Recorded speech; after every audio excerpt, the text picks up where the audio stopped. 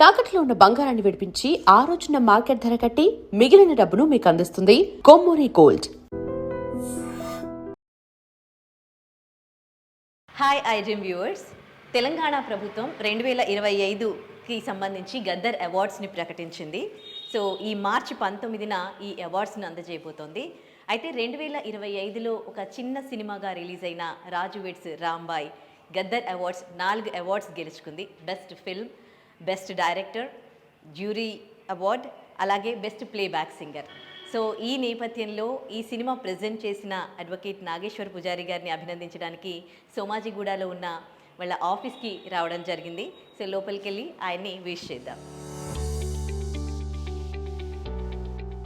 Congrats అండి. Thank you అండి. ఒక ప్రెజెంటర్గా మీరు గద్దర్ అవార్డ్ మీ రాజు వెడ్స్ రాంబాయికి గెలుచుకున్నారు.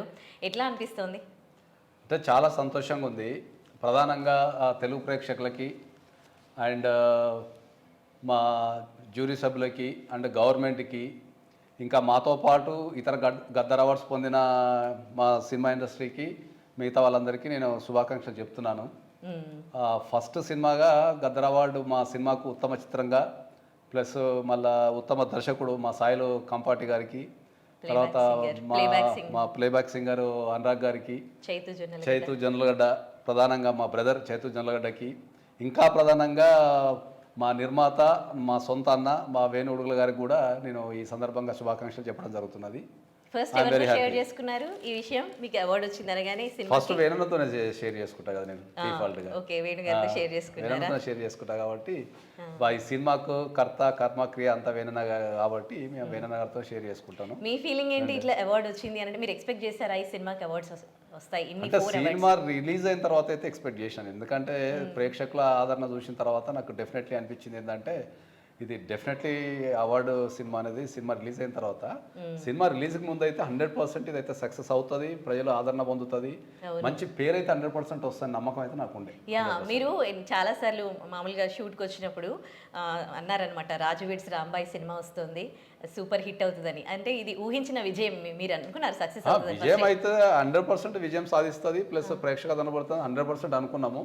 కానీ ఈ రేంజ్లో విజయం సాధిస్తాము అన్ని రకాలుగా, అంటే ఒక 4 అవార్డ్స్ కావచ్చు, ముఖ్యంగా ప్రజల మనసును గెలుచుకుంటాము ఈ రేంజ్లో అనేది మాత్రం అయితే నేను I'm very happy for that. అంటే రీసెంట్గా 2 years బ్యాక్ స్టార్ట్ చేసింది తెలంగాణ గవర్నమెంట్, మళ్ళీ అవార్డ్స్ ఇవ్వడం అనేది స్టాప్ అయిన ఉండే, తర్వాత ఇప్పుడు రీసెంట్గా మళ్ళీ స్టార్ట్ చేసింది గద్దర్ అవార్డ్స్ ఇవ్వడం. ఈ అవార్డ్స్ యొక్క ప్రాముఖ్యత గురించి ఏం చెప్తారు? అవార్డ్స్ యొక్క ప్రాముఖ్యత అనేది ఏంటంటే, అవార్డ్స్ అనేటివి ఎప్పుడు కూడా మనకు ఒక బూస్ట్ ఇస్తుంది కంపల్సరీ. ఎందుకంటే మనం ఒక సమాజం కోసం ఉన్నాము, ఒక సమాజానికి ప్రేక్షకులకు ఒక మంచి సినిమా అందించినాము, మన మీద బాధ్యతను పెంచుతుంది. ముఖ్యంగా ఏంటంటే ఒక బాధ్యతను పెంచుతుంది. అవార్డు అనేది ఎప్పుడు కూడా ఒక స్టేట్ గవర్నమెంట్ నుంచి వచ్చే అవార్డు అనేది ఒక బాధ్యతను పెంచుతుంది. కాబట్టి ఇంకా ఫ్యూచర్లో మరింత జాగ్రత్తగా ఉండాలా, బాధ్యతను పెంచాలనుకుంటాం. కాబట్టి అవార్డు అనేది ఎప్పుడు కూడా అందరికీ ఒక biggest achievement in their life. Okay, ఒక అడ్వకేట్గా మీరు అంటే సక్సెస్ఫుల్ అడ్వకేట్గా మీకు తెలంగాణలో ఒక మంచి గుర్తింపు ఉంది. ఇప్పుడు ఫస్ట్ ఫిల్మ్కి ఒక ప్రెజెంటర్గా అవార్డు రావడం అనేది మీకు ఎట్లా అనిపిస్తుంది? నేనైతే ఐఎమ్ వెరీ హ్యాపీ. ప్రెజెంటర్గా first film I'm very happy for that. ఏంటంటే నేను అంటే సినిమా ఇండస్ట్రీలో గత 10 సంవత్సరాల నుంచి నేను చాలా దగ్గర సంబంధాలు కలిగి ఉండి, ఒక మంచి సినిమా ద్వారా, ఏ రోల్ అయినా పర్లేదు కానీ ఒక మంచి సినిమా ద్వారా నేను ప్రేక్షకులకు తెలవాలి అనుకున్నా.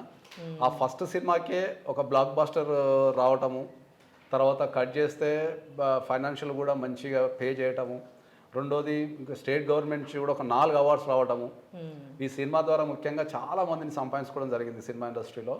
కాబట్టి నేను ఏదైతే ఒక కలగన్నానో, ఎందుకంటే ఒక ఫస్ట్ సినిమాతోనే ఒక గుర్తింపు రావాలా, ఒక మంచి గుర్తింపు రావాలనేది ఎంత కలగన్నానో అది నాకు నా జీవితంలో నేను సాధించుకోవడం అయితే జరిగింది. అది ఏ గుర్తింపు ఎక్కువగా సాటిస్ఫాక్షన్ ఇస్తుంది మీకు? ఒక అడ్వకేట్ గానా లేకపోతే ఒక ప్రెజెంటర్ గానా? అడ్వకేట్గా అనేది ఎప్పటికైనా అడ్వకేటే కదా. అడ్వకేట్ ప్రొఫెషన్ కానీ అడ్వకేట్ కింద గుర్తించబడటం అనేది ఎప్పటికీ అదే. ఎందుకంటే మనం ప్రజల కష్టాలని దగ్గర నుంచి తీరుస్తాం కాబట్టి నేను ఎప్పుడు కూడా అందరికి చెప్తాను, నేను అడ్వకసీ అనేది నా వృత్తి, అది నా ప్రాణం, అది సినిమాస్ అనేది నా హాబీ, అంతే. రెండు ఎంజాయ్ చేస్తున్నారు. ఓకే, ఇప్పుడు ఒక నిజమైన గుర్తింపు, రికగ్నిషన్ వచ్చింది అని అనుకుంటున్నారా ఈ అవార్డు ద్వారా? తెలంగాణ ప్రభుత్వం గుర్తించి సినిమాకు పరంగా అయితే కంపల్సరీ ఒక తెలంగాణ గవర్నమెంట్ ఒక మంచి సినిమాలను ప్రోత్సహిస్తున్నది అనేది అయితే ఈ సినిమా ద్వారా. ఇంకా ఇతర సినిమాలకు ఇచ్చిన అవార్డ్స్ కూడా చాలా మంచి సినిమాలకు ఇచ్చారు, దండోరా కావచ్చు, ఇంకా ఇతర సినిమాలకు కూడా చాలా మంచి అవార్డ్స్ ఇచ్చారు. కాబట్టి నేను I'm very happy for that. Okay, ఇప్పుడు ఈ అవార్డు కారణంగా మీరు ఆ సినిమా మెమరీస్ గుర్తు చేసుకుంటే మీకు ఆ సినిమా తీస్తూ ఉన్నప్పుడు అబ్బా ఎందుకురా ఈ సినిమా తీశాను అన్నట్టు ఎప్పుడైనా అనిపించిందా, లేకపోతే సినిమా షూట్ లో మీకు గుర్తుండిపోయే మెమరబుల్ మూమెంట్? చాలా ఎంజాయ్ చేసినాం సినిమాని అయితే, వాస్తవానికి అయితే చాలా ఎంజాయ్ చేసినాం. ఎందుకంటే ఒక మంచి సినిమాని అయితే ప్రజలకు అందిస్తున్నాము అనేది అయితే ఖచ్చితంగా తెలుసు. ఇది ఖచ్చితంగా హిట్ అవుతుంది. ఒక మంచి సినిమా అంటే చూసిన ప్రతి ఒక్కరు కంపల్సరీ ఒక మంచి సినిమా తీసినాము అనే ఫీలింగ్ అయితే 100% వస్తున్న విషయం. మనం కథ విన్నప్పుడు కానీ, సినిమా తీసినప్పుడు కానీ, ఎడిటింగ్ టేబుల్ మీద చూసినప్పుడు కానీ ఖచ్చితంగా అయితే గుర్తింపు వస్తున్న విషయం అయితే 100% నమ్మకం ఉంది. ఓకే, అంటే సినిమా సక్సెస్ అవుతుందని తెలుసు, కానీ మనం చేసేటప్పుడు కొన్ని హర్డిల్స్ ఫేస్ చేస్తాం అండ్ కొన్ని బ్యూటిఫుల్ మెమరీస్ కూడా మనకు ఎంజాయ్ చేసిన ఫన్ మూమెంట్స్ కూడా గుర్తుండిపోతాయి. సో అట్లా రాజు వెడ్స్ రాంబాయి గురించి మీరు ఇప్పుడు గుర్తు చేసుకుంటే సినిమా షూటింగ్ టైంలో మీకు మెమరబుల్ సినిమా షూటింగ్ అనేది ఎప్పుడు కూడా గుర్తుపెట్టుకోండి. మనకు చూసే వ్యక్తులకు ఏమనుకుంటారంటే సినిమా 2.5 గంటల సినిమానే అనుకుంటారు. ఓకే, ఆ 2.5 గంటల సినిమాలో వాళ్ళు ఆ సినిమాని ఒక నిమిషంలో కొట్టేయడము, ఇట్లా తీస్తే బాగుండు అట్లా తీస్తే బాగుండు అని ప్రేక్షకులు అనుకుంటారు. కానీ ఒక సినిమా రూపాంతరం చెందాలంటే కొన్ని వందల జీవితాలు త్యాగం చేయాల్సి ఉంటుంది. ఎందుకంటే నేను ప్రత్యక్షంగా పాల్గొంటున్నా కాబట్టి, సినిమా ఇండస్ట్రీలో తిరుగుతున్నా కాబట్టి, ఇప్పుడు ఇంకొక 4-5 సినిమాలు నిర్మిస్తున్నాం కాబట్టి అది దాని విలువ తెలుస్తుంది మనకి. ఎందుకంటే కొన్ని వందల జీవితాలు ఇక్కడ ఆధారపడి ఉంటాయి. రాత్రి అనక పగలనక కష్టపడాల్సి వస్తుంది. ప్రేక్షకుల మెప్పు పొందడానికి చాలా రిస్క్ తీసుకోవాల్సి వస్తుంది సినిమా అనేది ఎప్పుడు కూడా. ఇప్పుడు సాయిలు గారు ఆ సినిమా రిలీజ్కి బిఫోర్ మాట్లాడడం జరిగింది. ఆయన కూడా డెబ్యూ డైరెక్టర్ కదా. అవును, ఆయన ఫస్ట్ సినిమా. ఆయనకి కూడా ఫస్ట్ ఫిల్మ్కి ఇట్లా అవార్డు రావడం చాలా సంతోషం. ఎందుకంటే ఒక తెలంగాణ డైరెక్టర్ ఫస్ట్ సినిమాకి ఇంత మంచిగా సినిమా తీయటము, ప్రేక్షకులు మెచ్చే సినిమా తీయటం అనేది చాలా సంతోషము. నేను సాయిల్ గారికి కూడా ప్రత్యేకంగా నేను కృతజ్ఞతలు చెప్తున్నాను. చైతు జొన్నలగడ్డ గారు కూడా ఛాలెంజింగ్ రోల్ అయింది. డెఫినెట్లీ చైతు జొన్నలగడ్డ గారు దీనికి చాలా కష్టపడ్డారు. యాక్చువల్ అది ఆ కష్టాన్ని ఎవరు అంటే ఈ గద్దర్ అవార్డు రావడం ద్వారా కష్టాన్ని గుర్తిస్తారు. కానీ చాలా అంటే ఫిజికల్గా కూడా ఒక కుంటోని లాగా నటించడం చాలా కష్టం. అవును, మనిషి చాలా హైట్ ఉంటాడు, భారీగా ఉంటాడు. ఒక కుంటోన్ లెక్క వంగి ఆ కెమెరాకి వంగి నటించడం చాలా కష్టం అది. కాబట్టి Chaitu Jonnalagadda is like my brother. మా ఇద్దరి మధ్యలో పెద్ద తేడాలు ఏమి ఉండవు ఇప్పుడు. ఎందుకంటే చాలా మంచి బ్రదర్. ప్లస్ ఏంటంటే ప్రధానంగా ఏంటంటే ఆయన అప్పుడు ఆ రోల్ చేసేటప్పుడు చాలా ఫిజికల్ ఛాలెంజెస్ ఎదురైనాయి.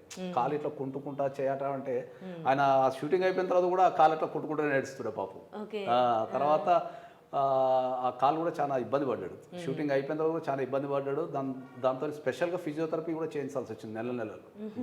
ఆయన ఎప్పుడు చెప్పుకోలే కానీ చెప్పాల్సి వచ్చింది. ఇంకోటి ఏంటంటే సినిమా రిలీజ్ ఫంక్షన్ అప్పుడే నేను చాలా క్లియర్గా చెప్పిన, ఖచ్చితంగా చైతు జొన్నలగడ్డకి ఈ సినిమాకి 100% అవార్డు వస్తుంది అనే విషయాన్ని నేను చాలా స్పష్టంగా చెప్పిన. నేను చెప్పినట్టు 100% అవార్డు వచ్చింది. ఒక మీరు ప్రెజెంటర్గా ఫస్ట్ ఫిల్మ్ అంత కొత్త వాళ్ళకి అవకాశాలు ఇచ్చారు. చాలామంది కొత్త వాళ్ళే ఫస్ట్ అందరికీ డెబ్యూ, డైరెక్టర్, ఆర్టిస్టులు. సో అంటే ఒక ప్రెజెంటర్గా మీ పాత్ర ఎట్లా ఉండింది ఈ సినిమా? ఎంత మనం కొత్త వాళ్ళకి అవకాశం ఇచ్చినా దాని వెనక ఒక మేరుపర్వతం అనేది ఉంది కాబట్టి, దాని వెనక వేణుగోపాల్ గారు ఉన్నారు కాబట్టి అది అన్ననే మొత్తం మ్యాక్సిమం అంతే. అన్నా ప్లస్ ఈటీ వాళ్ళు. ఈటీ వాళ్ళకు కూడా ప్రత్యేకంగా మనం కృతజ్ఞతలు చెప్తున్నాం. వాళ్ళు కూడా ఇనిషియేటివ్ తీసుకొని సినిమాని చాలా బాగా వచ్చేటట్టు వాళ్ళు కూడా రాత్రి వాళ్ళకి చాలా కష్టపడ్డారు. ఈటీ వాళ్ళు కూడా వాళ్ళ కష్టం కూడా చాలా ఉంటుంది సినిమాలో. వాళ్ళు కూడా చాలా కష్టపడ్డారు కాబట్టి అది 100% మంచిది. ఇప్పుడు ఈ అవార్డ్స్, ఈ సక్సెస్ అంటే నెక్స్ట్ ఫర్దర్గా ఫ్యూచర్ ప్రాజెక్ట్స్ని స్టార్ట్ చేయడానికి మీకు ఇన్స్పిరేషన్ ఇచ్చాయా? డెఫినెట్లీ ఇస్తాయి కదా. ఒక మంచి సినిమా తీస్తే ఒక మంచి గుర్తింపు వస్తుందనే విషయము మనకు ఈ సినిమా ద్వారా నిరూపించబడ్డది కాబట్టి ఫస్ట్ పాయింట్. రెండోది ఈ సినిమా అనేది మరింత బాధ్యతను పెంచింది.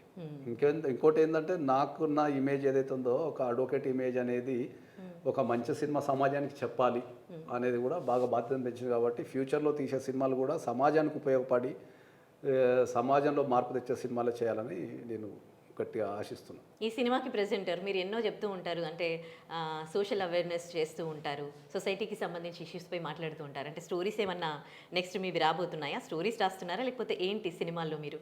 అంటే ఒక ఆలోచన అయితే ఉంది. అంటే స్టోరీస్ అయితే రాశాను నేను ఆల్రెడీ. నేను రాసిన స్టోరీస్తోనే 2 సినిమాలు ఇప్పుడు షూటింగ్లో ఉన్నాయి ఆల్రెడీ. ఎందుకంటే స్టోరీ రైటర్ కింద, డైలాగ్ రైటర్ కింద నేను ఒక 2 స్టోరీలు రాశాను. అవి 2 కూడా అడ్వకేట్కి సంబంధించినవి. అంటే అడ్వకేట్ ప్రొఫెషన్ని, అసలు అడ్వకేట్ ప్రొఫెషన్ ఏంది అనే దానిపైన 2 సినిమాలు. సినిమా పేర్లు కూడా ఏంటంటే ఒకటి వకాలత్ అనే సినిమా, రెండోది ది అడ్వకేట్. ది అడ్వకేట్ అనేది పాన్ ఇండియా సినిమాది, దగ్గర ఒక పాన్ ఇండియా సినిమాది ది అడ్వకేట్ అనేది. ది వకాలత్ అనేది ఓన్లీ తెలుగు వరకే తీస్తున్నాము. వాటికి స్టోరీస్ కానీ డైలాగ్స్ కానీ నేనే రాసిన దానికి. కాకపోతే డైరెక్షన్ చేయాలని ఒక కోరిక ఉంది కానీ ఇక చూడాలి, మాకు బార్ కౌన్సిల్ అనేది పర్మిషన్ ఇవ్వాలి. జనరల్గా ఏంటంటే అడ్వకేట్ ప్రొఫెషన్లో ఉన్న వాళ్ళకి మోర్ దెన్ అడ్వకేట్ ఏం చేసినా కూడా బార్ కౌన్సిల్ అనేది కంపల్సరీ పర్మిషన్ తీసుకోవాలా. ఇప్పుడు పెట్టాలి దానికి ఒకసారి ట్రై చేయాలి. ఒకవేళ బార్ కౌన్సిల్ కనుక పర్మిషన్ ఇస్తే డెఫినెట్లీ ఒక సినిమా డైరెక్షన్ చేసే అవకాశం ఉంది. అవునా, నైస్. 2026లోనే వస్తాయి అనుకోవచ్చా ఒకవేళ పర్మిషన్ ఇస్తే? 2026లో మా ప్రొడక్షన్ హౌస్ నుంచి కంపల్సరీ ఒక 2-3 సినిమాలు కంపల్సరీ రిలీజ్ అవుతాయి, డెఫినెట్లీ రిలీజ్ అవుతాయి. ఇక 2027 నుంచి అయితే కంపల్సరీ ఒక 5-6 సినిమాలు అయితే 100% రిలీజ్ అవుతాయి. ఫస్ట్ ఫిల్మ్లోనే కొత్త వాళ్ళకి అవకాశాలు ఇచ్చిన మీరు నెక్స్ట్ వచ్చే ఫిల్మ్స్లో కూడా మస్ట్గా ఇస్తారని అనుకుంటున్నాను నేను. డెఫినెట్లీ ఇవ్వాలి, ఎందుకంటే కొత్త వాళ్ళకి మనం వాళ్ళకు ప్రోత్సహించాల్సిన బాధ్యత, వాళ్ళకి ఆ ఫ్యాషన్ ఉంటుంది, నిరూపించుకోవాలని తపన ఉంటుంది కాబట్టి కొత్త వాళ్ళకు ఇస్తాము, పాత వాళ్ళతో కూడా తీస్తున్నాం కాబట్టి better. Okay, anyway congratulations once again. First ఫిల్మ్కి అవార్డు గెలుచుకున్నారు, మళ్ళీ అలాంటి అవార్డు గెలుచుకునే మూవీస్ ఎన్నో తీయాలి, సక్సెస్ అవ్వాలి అని కోరుకుంటూ విష్ యూ గుడ్ లక్ అండి. తప్ప And for more videos, Please subscribe to iDream. Please subscribe to iDream. Please subscribe iDream. And please subscribe to iDream. For more videos, subscribe to iDream. please like, share and subscribe to the channel. Congratulations, iDream. subscribe to iDream. Subscribe to iDream. So subscribe to iDream Media. iDream team అందరికి huge congratulations. Please subscribe iDream Media. Please subscribe to iDream.